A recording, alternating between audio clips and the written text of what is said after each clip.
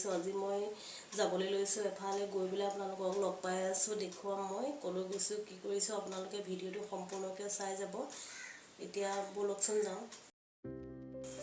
এইখনে আমাৰ নতুন ঘৰখন। আজি আমাৰ নতুন ঘৰখনত শিৱ পূজা পাতিছে। মই প্ৰথম দুৱাৰমুখৰ পৰাই আপোনালোকক দেখুৱাই দিছোঁ আমাৰ নতুন ঘৰখনক। এই আমাৰ বান্দা হ'ব।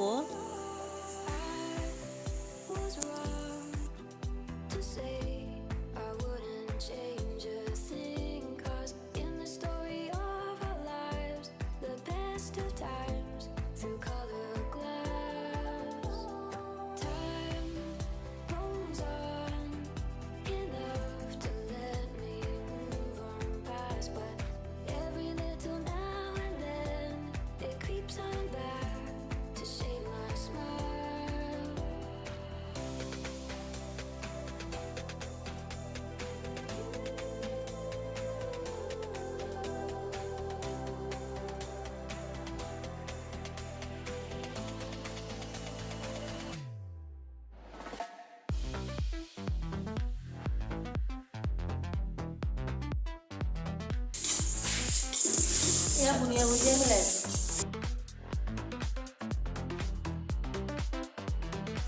এয়া বামুণজনে পূজা কৰি আছে, দেউতা ওচৰতে বহি আছে।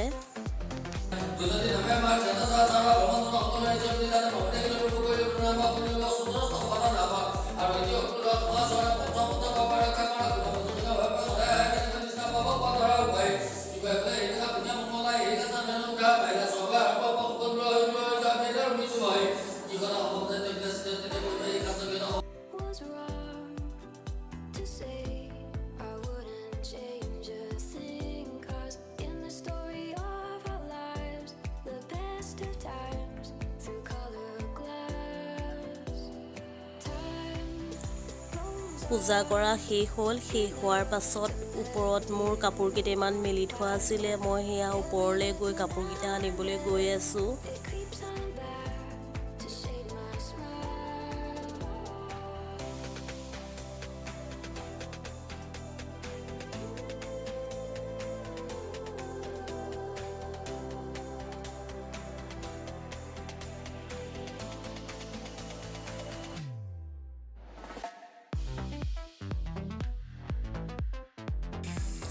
মই এতিয়া ওপৰলৈ আহিছোঁ। আজি ভাত খাই যাম ৰাতি, দেখুৱাম বাৰু। ৰাতি ভাত খাবৰ সময়ত আপোনালোকক কিনো বনায়, কিনো কৰে, সেইখিনি গোটেইখিনি দেখুৱাই যাম। আপোনালোকে সম্পূৰ্ণ ভিডিঅ'টো চাই যাব।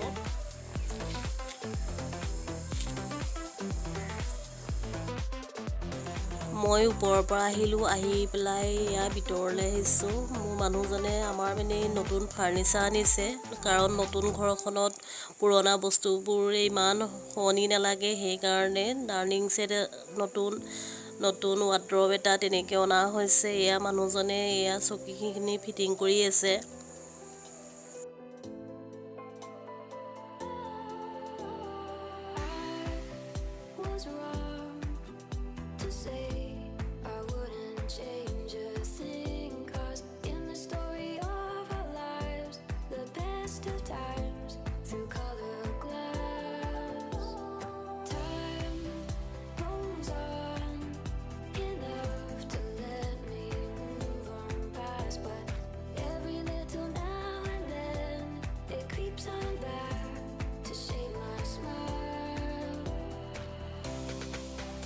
এতিয়া ৰাতিৰ খানাৰ কাৰণে এয়া পাচলি কুটি আছোঁ। মোৰ ডাঙৰ জেঠাই আৰু এগৰাকী মোৰ ভাই বোৱাৰী, আমি তিনিজনীয়ে মিলি পেলাই এই পাচলি কাটিবলৈ লৈছোঁ।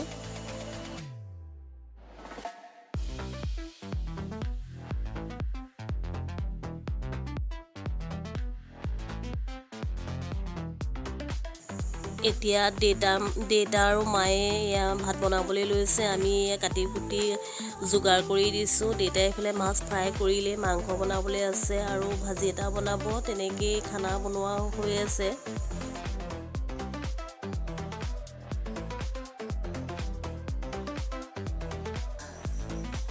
আজি ভিডিঅ'টো মই ইমানতে সামৰণি মাৰিলোঁ। ভাত পানী খাবলৈ লৈছোঁ। দিনত কাম বন কৰি অকণমান ভাগৰো লাগিছে।